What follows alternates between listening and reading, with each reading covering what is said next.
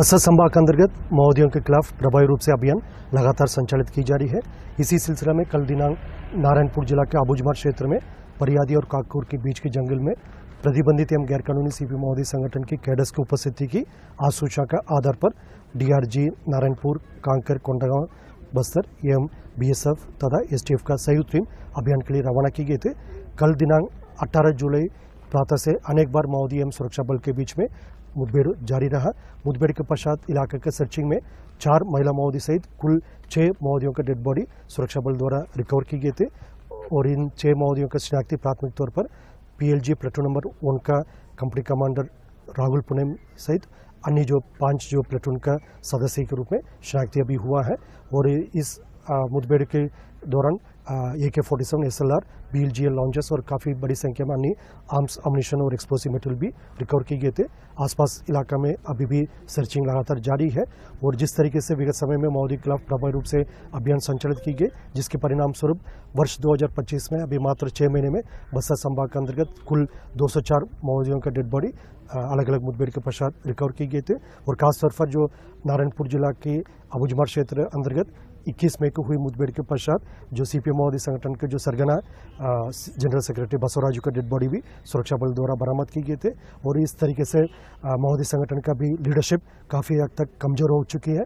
उनके सभी फॉर्मेशंस में संख्या बल कम होते जा रहा है, क्षेत्रफल सिमटते जा रहा है और उनका पैर के नीचे से जमीन खिसकता जा रहा है। इन सब परिस्थिति से हमको पूरा विश्वास है आने वाला बहुत जल्दी शासन के मंशानुरूप और क्षेत्र की जनता की इच्छानुरूप सीपीएम माओवादी संगठन का खात्मा बहुत जल्दी सुनिश्चित होगा और क्षेत्र में विकास कार्य को गति देते हुए और एक नया सकारात्मक पहचान हम दिला सकते हैं। सर, जो मुठभेड़ इलाका है वो किस तरीके का इलाका है और कितने माओवादी वहाँ पर मौजूद रहे होंगे?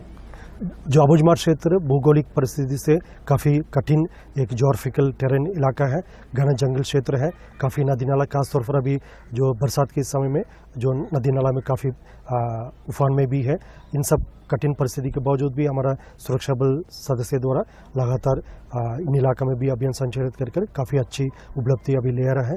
जो विगत वर्ष में भी मानसून का अवधि में भी लगातार हमारा अभियान जारी रहा, उसको देखते हुए वर्ष 2025 में भी मानसून का अवधि में भी हमारा अभियान नियमित रूप से जारी रहा। अभी विगत यदि 1 महीने की बात करें तो लगभग 12 माओवादी के डेड बॉडी मानसून का अवधि में भी रिकवर की गई थे और आने वाले समय में भी लगातार जो मानसून का अवधि में भी हमारा अभियान नियमित रूप से जारी रहेगा। सर, मानसून में ऑपरेशन लॉन्च किया गया, जवानों को किस प्रकार का चुनौतियों का सामना करना पड़ता है और नक्सलियों को कितना बड़ा ये नुकसान है?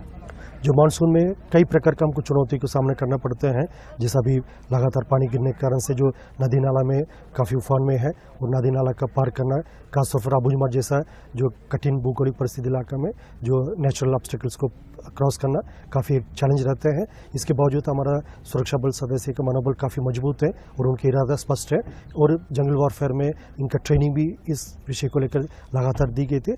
उससे सबसे ज़्यादा उनके मानसिक जो मनोबल है काफ़ी मजबूत है और जैसे एक स्पष्ट इरादा के साथ अभी मैदान में काम कर रहा है। इसलिए बाकी सब कठिनाई जो बात की बात हो जाते हैं जवानों के लिए, वो सिर्फ क्षेत्र का शांति और सुरक्षा और विकास के लिए समर्पित होकर काम करने के परिणाम स्वरूप इन सब चुनौती को बहुत आसानी से वो मीट आउट करके अभी अच्छे परिणाम अभियान में लेकर आ रहा है। और जैसा अन्य जितना भी जो भौगोलिक परिस्थिति रहते हैं या जो तेज गर्मी में भी हमारा अभियान लगातार जारी रहा। जो बसवराजू का डेड बॉडी जिस मुठभेड़ में रिकवर हुआ था वो पीक समर में मई महीने में मुठभेड़ हुई थी।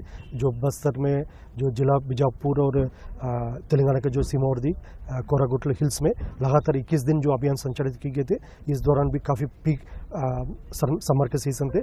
इस कठिनाई को भी दरकिनार करते हुए हमारा सुरक्षा बल सदस्य द्वारा बहुत बेहतर तरीके से अभियान संचालित किए गए थे। जो भी मौसम हो, जो भी परिस्थिति हो, हमारा बल सदस्य काफ़ी समर्पित है।